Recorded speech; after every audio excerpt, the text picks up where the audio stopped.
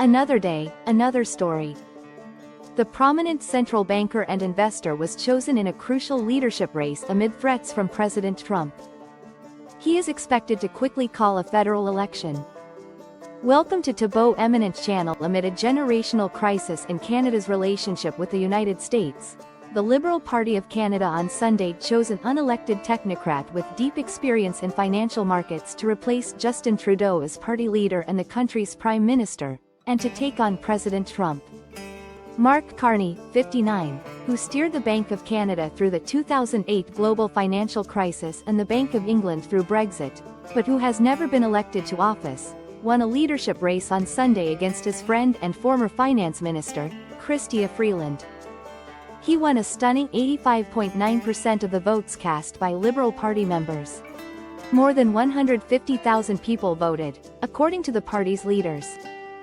America is not Canada. And Canada never, ever will be part of America in any way, shape or form, Mr. Carney said in his acceptance speech on Sunday evening to an electric crowd of party faithful, directly addressing Mr. Trump's constant threat that he wants to make Canada the 51st state. "We didn't ask for this fight, but Canadians are always ready when someone else drops the gloves.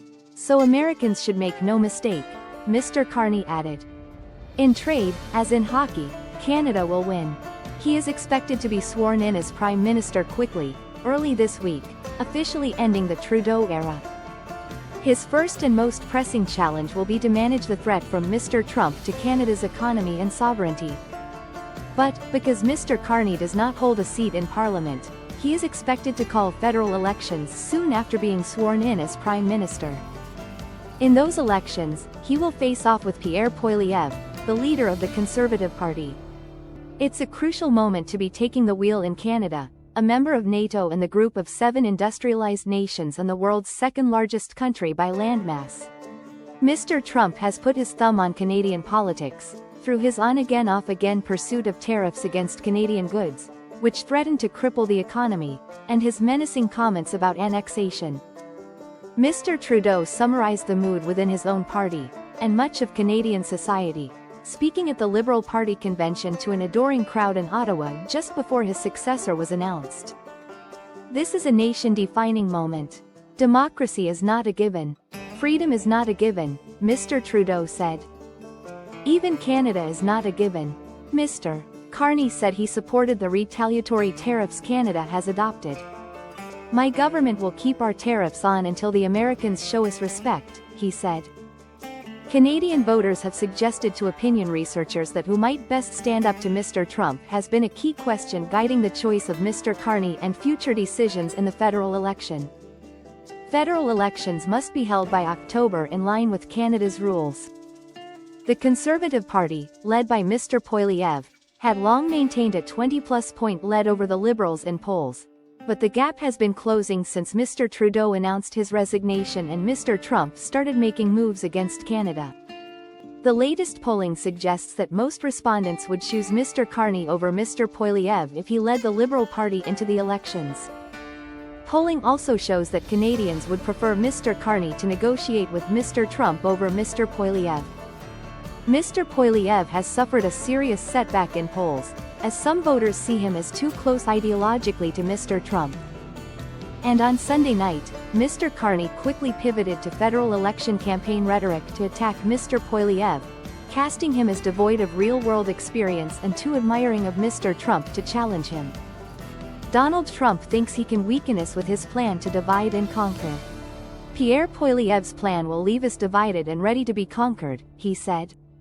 "Because a person who worships at the altar of Donald Trump will kneel before him, not stand up to him." Mr. Carney's experience in handling major crises as a technocrat could also be giving him an advantage over Mr. Poilievre in people's perceptions. Mr. Poilievre, 45, has been a lifelong politician without much experience outside Canada's parliamentary rough and tumble. The Liberal Party establishment rallied around Mr. Carney's campaign against Ms. Freeland, a former top lieutenant of Mr. Trudeau's, whose resignation in December triggered Mr. Trudeau's own decision to step down. And it has been clear that the Conservative Party also sees Mr. Carney as the bigger threat. It has been running negative ads against him, focusing on his personal wealth and investing decisions. A key question will be whether Mr. Carney can sufficiently differentiate himself from Mr. Trudeau, whom he advised and was friendly with. Canadians want change after a decade of Mr. Trudeau, and the Conservative Party has been highlighting the personal and ideological links between the two men.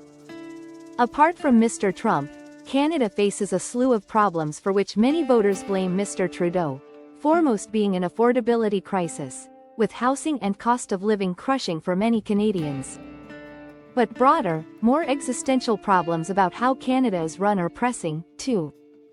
One is how to use Canada's vast natural resources, including oil, gas and coal, as well as the vital fertilizer ingredient potash, rare minerals and uranium needed for nuclear energy. Mr. Carney, in the years after his monetary policymaking career, emerged as a global evangelist for green investment, and he will need to decide how to make use of Canada's tremendous natural endowments. Immigration has been another key issue for Canadians. The country has historically been open both to economic migrants and to refugees, but, after the pandemic, Mr. Trudeau oversaw a rapid growth of temporary migration into Canada to help fill a labor shortage. That has set off a backlash, with migrants accused of further straining a dysfunctional housing market and healthcare system. In his acceptance speech, Mr. Carney also sought to brandish his liberal credentials and convince people that, despite having made a fortune in finance, he is still a progressive, attuned to the party's DNA. Background and career: born on March 16, 1965, in Fort Smith, Canada, Carney has an extensive background in economics and finance. He served as the governor of the Bank of Canada from 2008 to 2013, where he was credited with steering the country through the global financial crisis with minimal impact. Following this, he became the first non-Briton to govern the Bank of England, holding the position from 2013 to 2020. de.wikipedia.org challenges ahead: Carney assumes leadership amid escalating tensions with the United States, particularly concerning trade policies under President Donald Trump. The U.S. has imposed tariffs on Canadian goods and floated the idea of annexing Canada as the 51st state. In response, Carney has pledged to implement retaliatory tariffs and defend Canada's sovereignty, stating that such U.S. actions would destroy our way of life. New York Post: despite being a political newcomer, Carney's economic expertise is expected to bolster the Liberal Party's position as they prepare for a general election, which must be held by October 20th. Current polls indicate a tight race between the Liberals and the opposition Conservatives. Carney is anticipated to call for elections soon and seek a parliamentary seat to solidify his mandate. Reuters says Carney transitions into his role as Prime Minister. His leadership will be pivotal in navigating Canada through economic challenges and maintaining its sovereignty in the face of external pressures. Thanks for watching. Request you to subscribe the channel.